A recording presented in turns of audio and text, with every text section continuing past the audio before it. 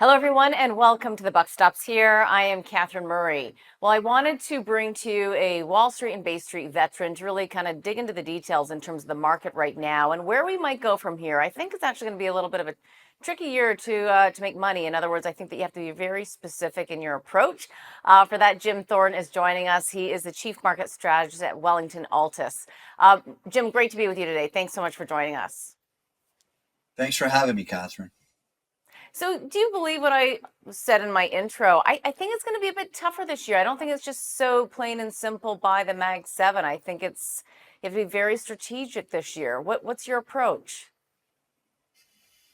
We're in a transition period between an economy in the US that was hooked on government spending and 7% deficits, and we're moving towards a period of time where the private sector drives economic growth. So typically in that period, we have a growth scare. And the real question comes down to, Catherine, is do we psychologically deal with the growth scare like we did in the 80s when Reagan did the same type of policy as Trump, where we looked through the short-term pain caused by the government contracting, knowing that there are pro-growth policies like tax cuts and deregulation coming? Or do we focus on the slowing economic growth and have a significant market correction? Right now, those are the forces that we're dealing with. And I would suggest I'm going to side on use Mr. President Reagan's roadmap. But right now, I think what's interesting, Catherine, is, since I've come back from the States to Canada, we have been talking. And for 4 years, I have been talking about the fact that, Canada is a mess and that we're going to have this growth scare. And lo and behold, isn't it interesting that Tiff Macklin and Mark Carney over the last couple of days have come out and expressed what a very non-conventional, non-consensus view that got a stark response up here from Bay Street is now becoming conventional wisdom. So we are in this period of transition. And it's really about how we psychologically deal with it. And why am I saying it? I'm trying to say, I think we're going to get a soft landing because, Catherine, typically the economy is not the stock market. We are starting to see liquidity being pumped into the global system, whether it's M2 in the United States, M1 in China. Bank of Canada is going to stop quantitative easing and start QE.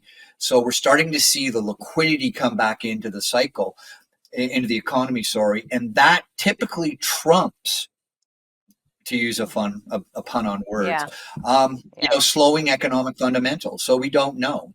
But I would say, the next couple of months, the next month is going to be very choppy because of the rhetoric coming out of Washington, D.C. Right. Well, so a lot of interesting points you just made. One is to take a look at the roadmap of Reagan and Reaganomics. And there are a number of strategists out there right now that I've been listening to on Wall Street that are citing and seeing slower, lower growth. And that is a real concern with this higher, stickier inflation. So stagflation essentially is what they're looking at. But it's interesting because you're kind of taking it from a different perspective, I think, which is just bridging the gap between pulling back on that U.S. spending. And obviously there's job cuts already happening. We were seeing that in the initial claims just the other day, particularly in D.C. That's not a surprise.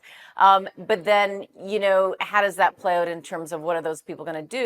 And they will do something. And the idea is that it will be more productive than those areas that, Elon Musk and Doge don't feel is important or productive. So, but it's bridging that gap. And I hadn't thought of it that way in terms of looking all the way back to the 80s, but it is an interesting analogy if you can hold on to that. The question, of course, is what do you do in the meantime with your money? And I'm also talking to a lot of strategists who are holding a lot of cash. I think, when people, the interesting thing about it is once we get past this transition period, if we use World War I as our guide and World War II, if we use World War I as our guide, once we get through this transition period, we get the roaring 20s.